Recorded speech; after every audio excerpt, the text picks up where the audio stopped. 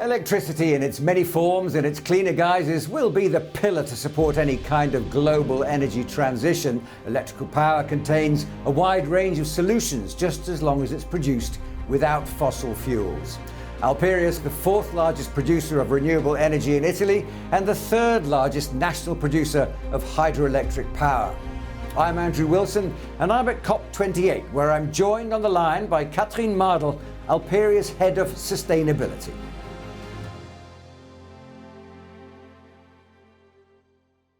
Katrien, great to see you. Thanks very much indeed for joining us. First of all, tell us a bit about Alperia. Yes, good morning and thank you for having us. So Alperia Group was founded in 2016 through the merger of two main players here in our region in South Tyrol. We are a publicly owned multi-utility, and our corporate mission is to be a 360-degree partner for the energy transition along the entire value chain. So this means we produce renewable energy, we operate a district heating network, and we distribute electricity, and we also sell our products and services to our end customers. So this also includes consulting services for energy efficiency and decarbonization, for instance. So as far as your ESG commitment goes so far, what have you managed to achieve and what direction of travel are you on? So we started off with our first sustainability program in 2017. We're currently on our second program. And let me give you some examples. So one of our focal areas was to develop new business opportunities in line with our 100% green DNA. So we, for instance, developed new offerings in the area of residential photovoltaics for energy communities.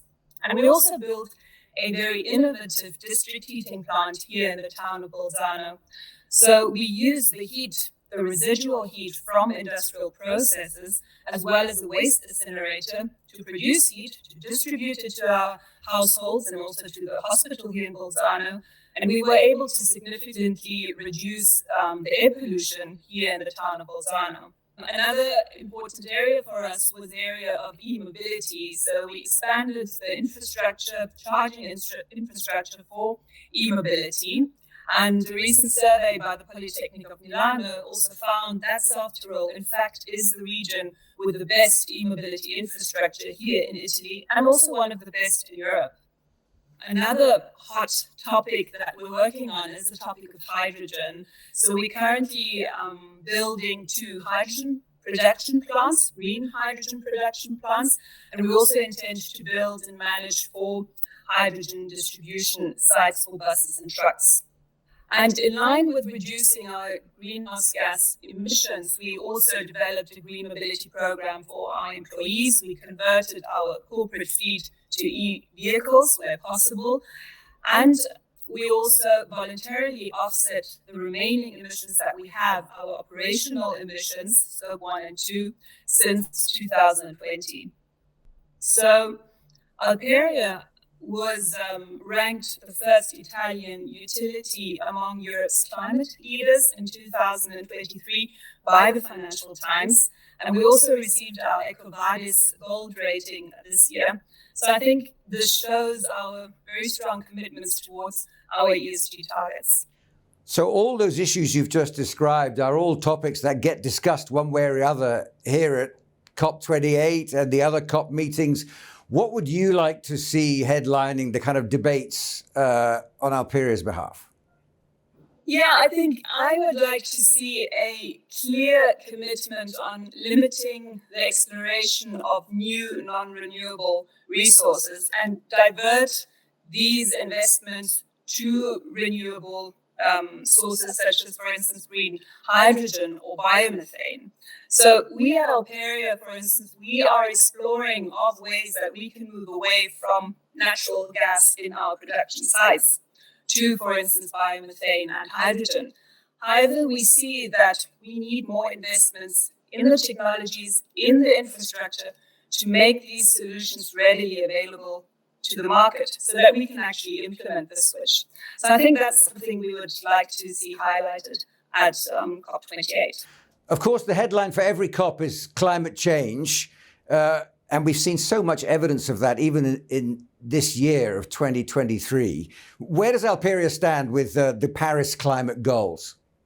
Yes, so Alperia plays a key role in achieving the Paris climate goals and also the climate plan of our region in South Tyrol. So we have set ourselves the target to reduce our emissions by 70% until 2031 and offsetting the remaining emissions, and then achieving net zero by 2040. We plan to achieve this by certain infrastructural investments. So we aim to increase the production of renewable energy from sources like hydropower or photovoltaic.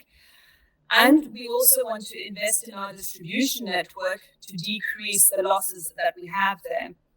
And finally, we want to expand our district heating network and also promote the switch from natural gas to other green gases such as biomethane or hydrogen.